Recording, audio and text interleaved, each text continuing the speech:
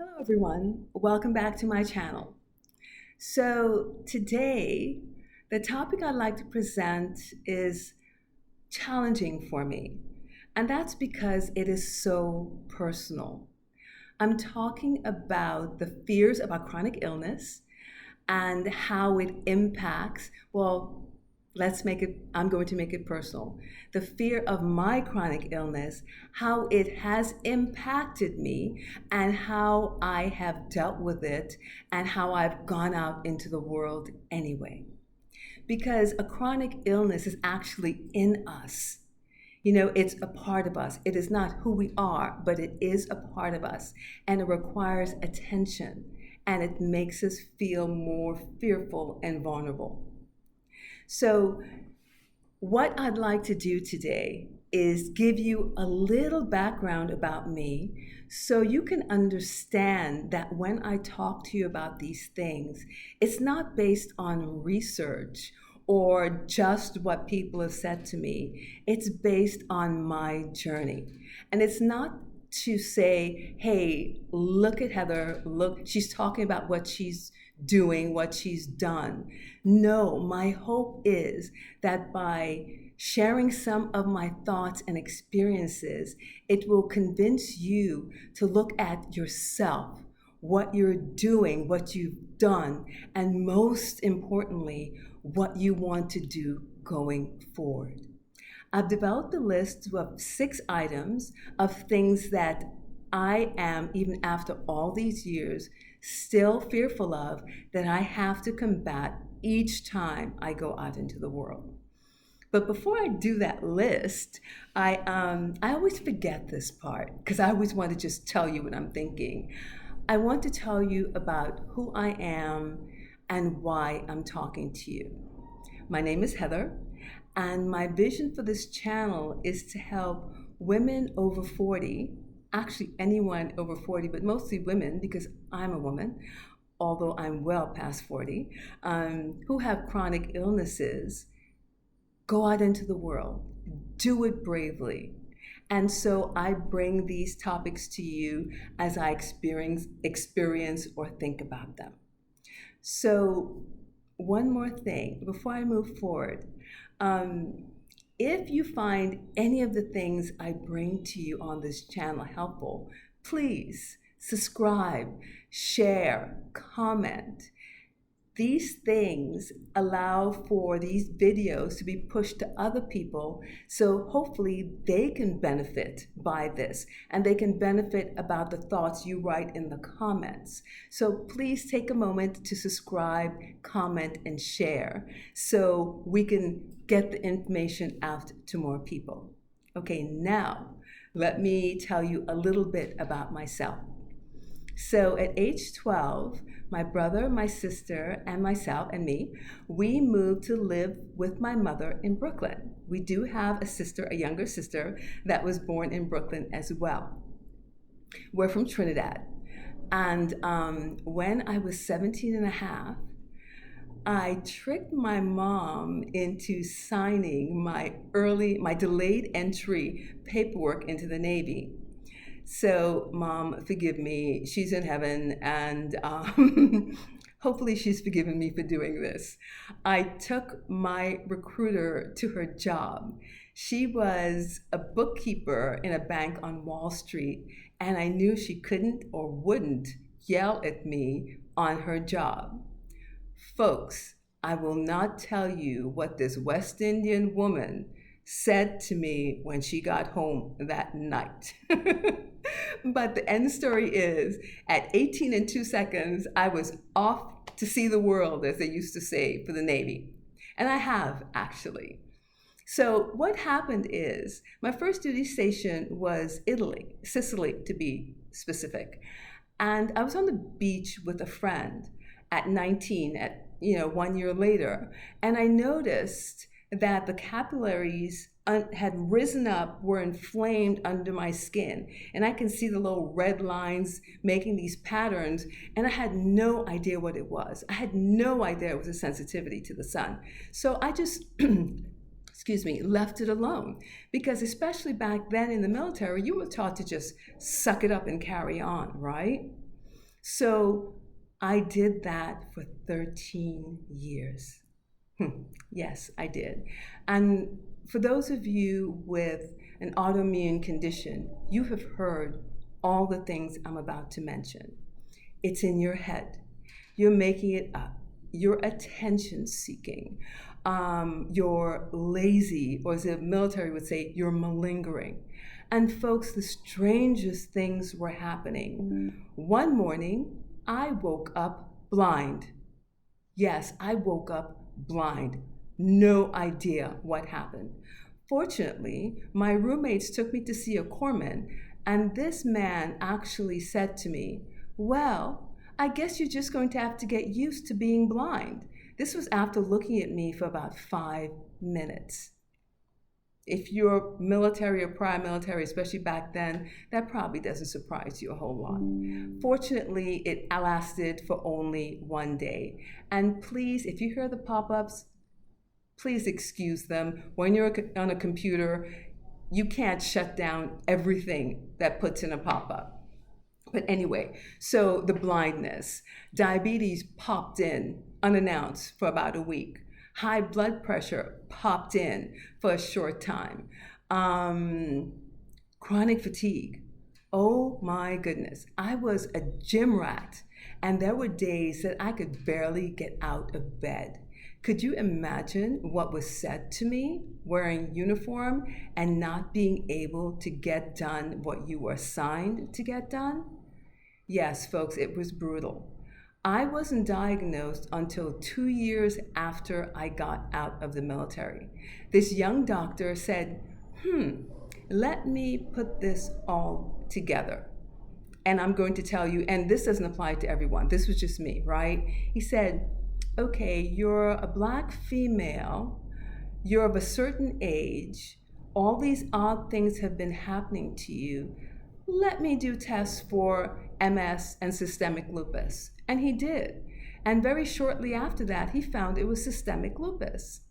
And folks, after the 13 years of all this stuff going on in my body relatively quietly, the lining around my kidneys had been destroyed to the point where they put me in chemo the very next day. And I stayed in chemo for a year and a half. So that would be enough to make me really angry. But I am actually quite grateful because I finally got a label. Back then, people like me were given about 5 years to live. Here I am talking to you about 32 years after that. And I have gone into the world. I have earned a couple master's degrees. I have traveled solo, and I'm here talking about it. So I want you to know it's doable. You have to take time out to get your body strong again. I had to go on Social Security disability for about 5 years. And then as soon as my body got strong enough, I went out into the world. I had setbacks. I actually had to give up my first formal job after working toward it for 3 years. But I came back as soon as I was strong enough. Okay, enough about Heather. Thanks for your patience. I hope you're still here listening. Let's get to the list. So the number one thing on my list for folks who have a chronic illness, who have fears about going out into the world, is that your illness might flare when you travel. And that's a real thing, and it has happened to me. But I'm here to tell you that our illnesses, regardless of the label, exist in every single country. Some countries don't have the infrastructure to support us, and so please don't go there. But every single time I've gone out into the world and had a minor setback, I have received the care that I needed. Because there are doctors, it's a human body. It kind of does the same. And doctors are trained to take care of us. So please don't let the fear that your illness is going to flare get in your way and stop you. Kind of go forward as though yeah, I can manage it, because you know what? You can. Okay, so number 2 on my list, the fear that you're not going to have a support system. When you're at home, you have people around you. Although I know a lot of people in the States that have a chronic illness and they barely have a support structure and they make things work. But you will have a support structure overseas. You just have to be more vulnerable. Tell people around you what's going on. When I go on a tour, I tell the tour guide, hey, this is who I am, and this might happen, and here is my emergency bracelet with all my contact information. Please contact these people and take me to the emergency room and show them my bracelet if something comes up. So you just have to tell people who you are and the care that you need in case something happens. Honestly, there were many, many, many trips that nothing happened at all. Just take your meds, talk to your doctors, and have a medical plan before you go out into the world, okay? So number 3 on the list, insurance. This is a real thing. I talked about this in my very first video about chronic illnesses as we go out into the world. Research your travel insurance. They're not all created equal. Make sure you choose one that will at least reimburse you for the care that you may need when you are in foreign countries. And if things get really, tough and you have to come back to the States, make sure your insurance will get you back to your home city, because sometimes they'll only take you to the closest city near the border of your country where you can get the care. So make sure it will take you back to your city, and some of them will even support having someone fly to where you are and fly back with you. So do that research before you put your money into travel insurance to get you back. Hopefully, so in the 30 years, that's never happened to me, but hopefully you will be able to research and find the one that is correct for you. Okay, let's talk about money. The fear of money, it's been drilled into us to be fearful of not having enough money, right? It actually keeps most of us sitting still. A little side note. My little sister asked me to bring this up because this is real.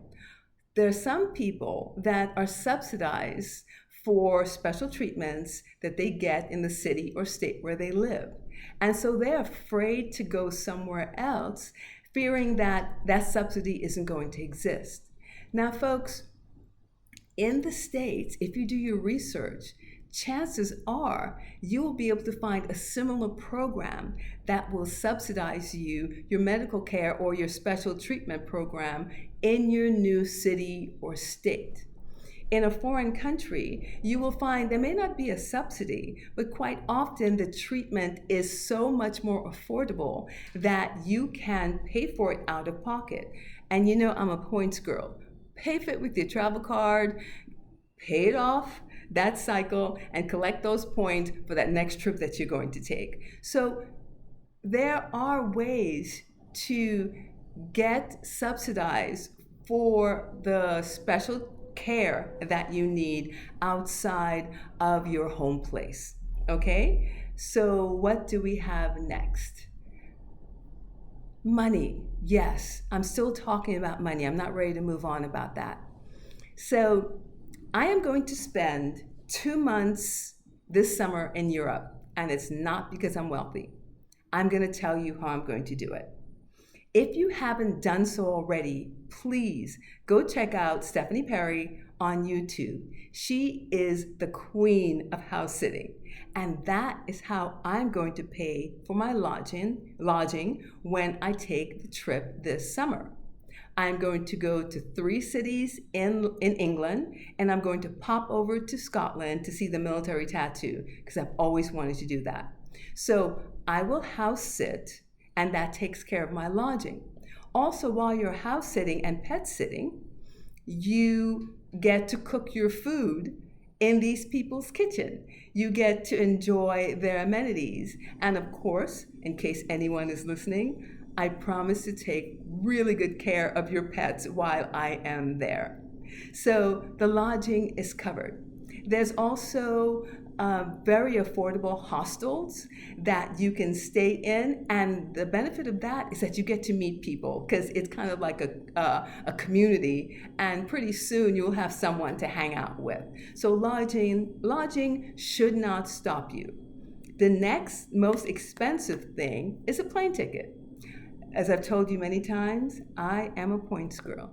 I use my travel card to pay for everything. I have been using my travel card for the past year to collect points to pay for this trip. And about 95 to 98% of my airfare is going to be paid for by points on my travel card. So that's another way of doing it. Okay? And there's also, this is a separate note, fear of going to another location. If you are afraid, let's say afraid to go across town, right? Take a little trip, take the bus, take the train, go with a friend, go have lunch there, sit in the park, and you'll see that folks are just like you. The same goes for another state. If you can't afford to pay for a scouting trip, go house sit in that other state. And that way you can go around and see what it's like and see if it's a fit for you. The same is true for going overseas. House sit, stay in a hostel, meet people. You will see what I've learned in all these years is that regardless of country, regardless of culture, and some of them are very, very different, people are the same. People are basically the same. They want to be happy. They want to be safe. They want their families to be safe. And once you realize that, the fear of going out into the world, even with a chronic illness, can be minimized a bit. Okay, so we're done talking about money for now. And if you have pointers that I should have added, please put it in the comments, okay? So let's move on. The fear of long-term care. So if you actually want to move overseas and you're afraid that you're not going to be able to set up a structure to take care of yourself when, especially solo, when you're in foreign countries, again, these conditions, these concerns are in every country. For example, here in Mexico, I've mentioned this before, Cortez Ross at Move Abroad and Thrive, he talks about a lady that has someone come into her house right now 6 days a week that takes her to the doctor, does translations, cleans, cooks, you name it, for 6 days a week for about $1,200 a month in her own home.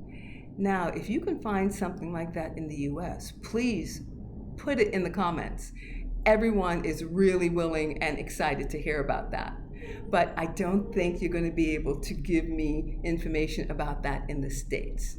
But care, overseas, long-term care, very personal, individualized care is affordable. I find, in my limited experience, maybe not so limited, that the US is the most expensive country out there to take care of yourself. Okay, so don't worry about long-term care if you decide to move overseas. It's absolutely doable, more so than in the US, where decent long-term care is about $5,000, $6,000, $7,000 a month. Okay, so the last thing on my list, fear of the language barrier. Yeah, you know, you would say, Heather, I don't speak German, I don't speak Portuguese, I don't speak Spanish, I don't speak Japanese. So I've actually had medical care in every single one of those countries. And I'm here to tell you that in each one of them, the hospitals have either a liaison that speaks English, and they bring in translators, or the doctors speak English, because many professionals around the world learn English, right? So you don't have to be afraid that you're not going to be able to tell the doctor what's going on with you, or the doctor isn't going to speak to you about what's going on with you. I carry my latest labs digitally in my phone so they can see what's going on and we can have a conversation. And I'm here to tell you, 30-something years later, that you can get the care you need. Don't let these fears although they're very real, but don't let them stop you from going out into the world. I'm a big fan of Brene Brown, and she talks about Teddy Roosevelt talking about the man in the arena. And what it is basically is, unless you're out there metaphorically getting beaten up, bloodied, and emotionally wounded, it means you're standing on the sidelines. You need to identify these fears. Okay, let me change that. I have spent a lot of time with a therapist identifying these fears, understanding what I can control by asking, is it really true? Embracing what I can, discarding what I can't, and going out into the world. I do a lot of research. I put a lot of structure around me before I do it. But folks, you can do it. And I really hope the same for you.